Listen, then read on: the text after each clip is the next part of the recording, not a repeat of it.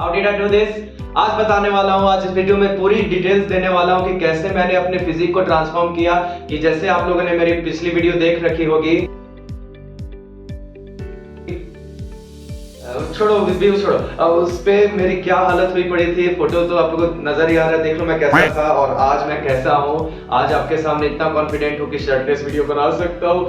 Finally proud of my self. कोई नहीं, हाँ आज इस वीडियो में आपको बताने वाला हूँ कि वो कौन सी गलतियां हैं जो आप नहीं करेंगे ताकि आप इस फिजिक तक जल्दी पहुंच सके। मेरे को 1.5 years लग गए। I know it's a long time और बहुत चेंज आया है, बट स्टिल इस प्रोग्रेस को और मैं फास्ट कर सकता था अगर वो मिस्टेक्स जो मैंने की है वो मैं नहीं करता।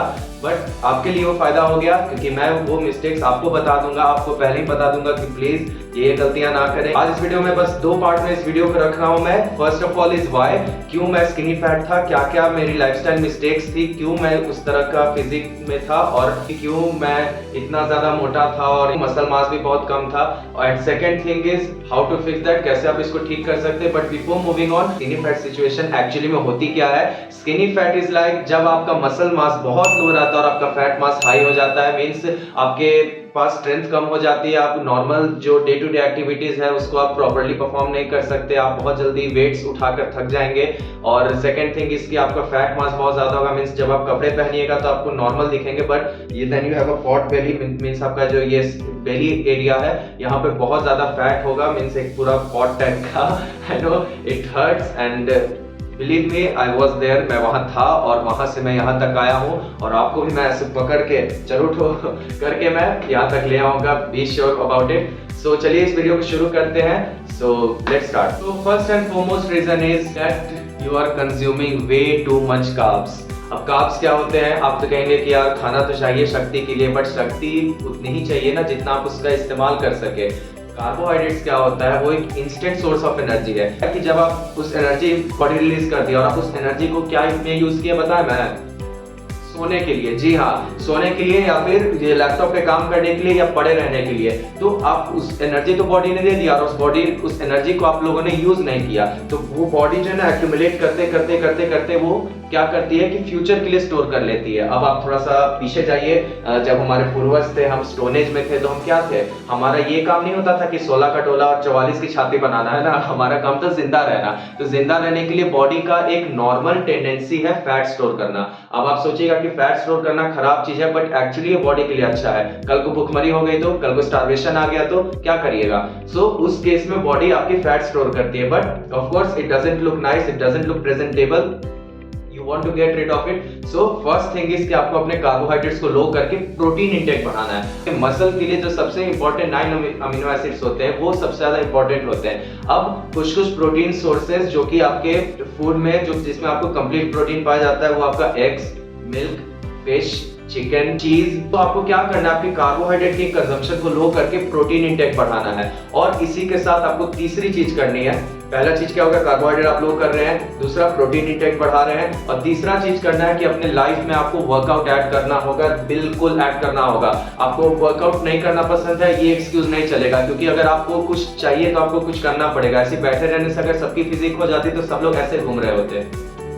साउंड्स एरोगेंट, बट एरोगेंट नहीं है, बट इसके पीछे एक डिसिप्लिन लगता है और लाइफ में आपको कुछ भी चाहिए आपको डिसिप्लिन तो फॉलो करना ही पड़ता है। But still moving on to the topic. So आपको कुछ भी अगर आपको वर्कआउट करना है आप धीरे धीरे शुरू कर सकते हैं। मैं आपको ये नहीं बोल रहा कि फर्स्ट डे आप जाकर के जिम में होता है ना पूरा आप वेट्स को पुश करना शुरू कर दीजिए। आप जिम ज्वाइन कर सकते हैं, आपको पार्क जाना पसंद है, आपको कोई हॉबी पसंद है जहाँ पे आप रनिंग करना चाहते हैं, आप साइकिलिंग करते हैं, स्विमिंग करना चाहते हैं, क्रिकेट खेलना चाहते हैं, आप कोई भी एक स्पोर्ट ले लीजिए। आपको किसी तरह से अपने बॉडी को वर्क कराना है, क्योंकि अगेन आप स्टोनेज में जाइए, देखिए जितना बॉडी को ना आप अपने एंसेस्टर्स के तरफ जाकर के देखेंगे ना उतना आप अपने बॉडी को समझ पाएंगे। सो स्टोनेज पे हम देख सकते थे कि हम कितना ज्यादा मूव करते थे। एनी टाइम हम लोग को शिकार करना होता था, जिंदा रहने के लिए जानवर से भागना पड़ता था, जंगली जानवर से बचना पड़ता था।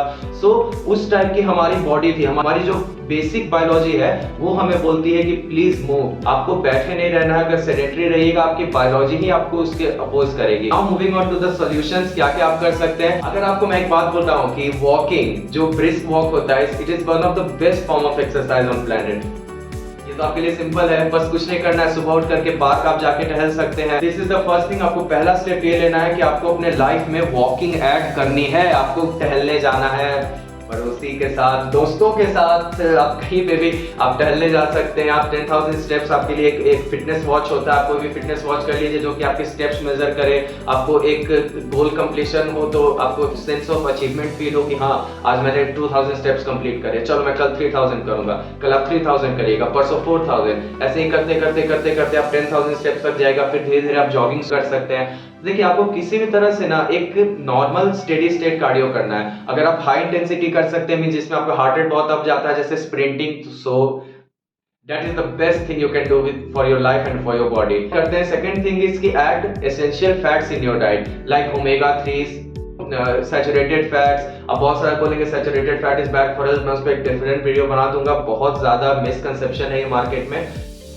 कीटो diet is one of the best form of diet as per me. मैंने उसको यूज करके बहुत चेंज लाया अपने आप में, बट हाँ मैं ये चीज बोलूंगा कि वो बहुत ज्यादा सस्टेनेबल नहीं है, बहुत लॉन्ग टर्म आप उसको लेकर के नहीं जा सकते, क्योंकि रिसर्चर्स भी ये प्रूव कर चुके हैं कि अगर कीटो आप लॉन्ग टर्म के लिए करेगा तो वो बॉडी के लिए ज्यादा बेनिफिशियल नहीं हो जाता है। हाँ इनिशियल डेजेस में होता है, बट एज यू प्रोग्रेस ना उसका जो इफेक्ट होता है वो डाउन आने लगता है। So this was the thing. And the third thing is please please please, this thing has changed my life, you know 360 में तो वहीं आ गया 180 डिग्रीज मेरी लाइफ में बदल चुका है। And that is intermittent fasting. बिल्कुल इंटरमिटेंट फास्टिंग करो एकदम। मैं एक शब्द में अगर आपको बोलूं ना कि इस वीडियो से क्या लेकर के जाओ, तो इस वीडियो से ये लेकर के जाओ। इसके बहुत सारे नॉर्म टाइप्स के स्प्लिट होते हैं और सबसे मोस्ट फेमस स्प्लिट है 16-8, जिसमें आप 16 आवर्स आप कुछ नहीं खाते हैं और 8 आवर्स आप कुछ खाते हैं। सो इससे क्या होता है, जब आप 16 आवर्स कुछ नहीं खाते हैं ना, तो आपके बॉडी में एक सेंस ऑफ गोल बन जाता है कि ओके मेरे को 16 आवर्स अब नहीं कुछ खाना है। तो आपका बॉडी भी उस तरह से ना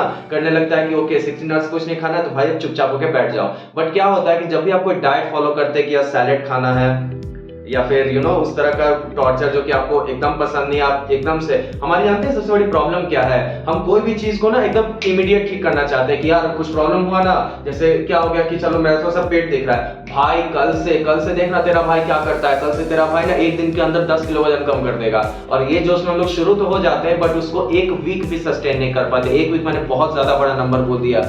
अब जानते ही है, कहता है कि आप बस अब तो मैं कर लूंगा, बट वो लोग ये नहीं समझते हैं कि लाइफ में कंसिस्टेंसी और एक काइंड ऑफ डिसिप्लिन बहुत इंपॉर्टेंट है। मैं भी ऑन एंड ऑफ जाता रहता हूँ, मैं हमेशा कंसिस्टेंट नहीं रहता, मैं भी जंक फूड कंज्यूम करता हूँ, मैं भी दोस्तों के साथ पार्टी पे जाता हूँ, बट स्टिल मैं हमेशा हर पैरामीटर्स को चेक रखता हूँ कि अगर मैं जंक फूड खाऊंगा तो डेफिनेटली मैं अगले दिन वर्कआउट करूंगा, अगले दिन मैं स्विमिंग करूंगा, अगले दिन मैं फुटबॉल खेलूंगा, ताकि जो एक्स्ट्रा एनर्जी जो एक्स्ट्रा जो जंक फूड से मिला है वो हमारी बॉडी इवन आउट कर दे। सो आप भी बैलेंस बना के चलिए। एंड बेसिकली अगर आपको बोलो ना तो life is all about balance. आप हर चीज का एक संतुलन बना के चलना होता है। किसी भी एक्सट्रीम में जाइएगा आपको पूरे आपके सेंसेस एक साथ आपको अपोज करेगी और उसके बाद you will feel like you have been to square one। आप वापस से वहीं आ गए जहां से आपने शुरू किया था। So this is the thing, आपको अपने आप पे इतना हार्श नहीं होना है, बट हाँ अपने आप को हर समय प्लेजर की तरफ नहीं लेके जाना है। अगर मैं आपसे पूछूं कि आपको वो क्या मिलता है, अगर वो एक टेस्टी सा एक जंक फूड हो या फिर कुछ भी बहुत टेस्टी सा चीज हो, सो उससे आपको क्या मिलता है अगर आप उसको खा लेते हैं तो? क्योंकि आपका एपेटाइट तो नॉर्मल हेल्दी फूड से भी भर जाएगा, आपका पेट तो ऐसे ही भर जाएगा, बट वो क्या होता है, वो क्या डिजायर होता है जो आपको वहां तक लेकर के जाता है? And that is a feel good factor, that is simply a pleasure. अगर प्लेजर में आप इंडल्ज होने लग गए ना और आपको अगर इसकी हैबिट पड़ने लग गई, सो ये बहुत खराब है, क्योंकि प्लेजर सबको चाहिए होता है। जैसे मैं भी हूँ, मैं ऐसा नहीं है कि मैं पूरा टाइम कंसिस्टेंट रहता हूँ, मैं भी सम डेज ऑफ ट्रैक जाता हूँ, वो चीज इंपॉर्टेंट नहीं है। मैं दोबारा पुल बैक करना जानता हूँ, मैं उसके साथ कैरी थ्रू नहीं हो जाता। आपको एक बैलेंस करके चलना होगा और this is what life is. Just a quick recap of everything what I told in the video. First thing is कि लोअर योर कार्बोहाइड्रेट्स, आपके कार्बोहाइड्रेट्स को थोड़ा सा डाउन करो। मैं पूरा बंद करने के लिए नहीं बोल रहा हूँ, बट थोड़ा सा डाउन करो। Add more fats and proteins in your diet, because fat जो होता है वो इंसुलिन को सबसे कम स्पाइक करता है and that will help you a lot. Exercise in your life, आप कुछ भी टाइप का एक्सरसाइज शुरू कर सकते हैं, आप अपनी हॉबी को दोबारा से शुरू कर सकते हैं, क्योंकि यार लाइफ बहुत मोनोटोनस हो जाती है अगर आप एक ही चीज 9 to 6 9 to 6 9 to 6 जॉब करेंगे तो लाइफ बहुत बोरिंग भी हो जाएगी। सो एड सम हॉबी, और कुछ फिजिकली आप काम भी कर रहे होंगे और आप देखें और आप टाइम के साथ देखते रहेंगे कि आपकी बॉडी बहुत चेंज होना शुरू कर रही है। Then fourth thing is add weight training in your schedule. आपको वेट ट्रेनिंग ऐड करना होगा, क्योंकि जो मसल है, आपको मसल को ग्रो कराने के लिए बॉडी को एक रीजन देना पड़ता है कि इतना सारा extra muscle body put on करे। बॉडी का काम नहीं होता है इतना एक्स्ट्रा मसल पुट ऑन करना। अगर आप उसको बार बार वो स्टिमुलस नहीं दे कि भाई मेरे को मसल का जरूरत है, तो आपको भी बॉडी को एक सेंस ऑफ अर्जेंसी दिलाना पड़ेगा कि नहीं, I need muscles. And fifth and the last thing is start doing intermittent fasting. Intermittent fasting का सिर्फ बॉडी रिकम्पोजिशन से लेना देना नहीं है, इसका लाइफ में बहुत बहुत इंपॉर्टेंट रोल है। जब आप कुछ देर के लिए नहीं खाते हैं ना, तो आपकी बॉडी का एक हीलिंग पावर होता है, जो हमारे आयुर्वेदा में प्राण बोलते हैं, और अगर मेडिकल साइंस में बोलेंगे तो उसको ऑटोफेजी बोलते हैं, जहाँ पे आपकी बॉडी जो है डेड एंड डिकेड सेल्स, जो कि आपके बॉडी में बिल्कुल काम में नहीं है, जो कि ट्यूमर बना सकते हैं, आगे जाके कैंसर सेल्स में चेंज हो सकते हैं, वो सारे सेल्स को बॉडी अपने आप से ही रिसाइकल करने लगता है, उसको अलग अलग फॉर्म्स में चेंज करने लगता है, और आपकी बॉडी जो है अंदर से हील होने लग जाती है। So next time to check out, और थैंक यू सो मच।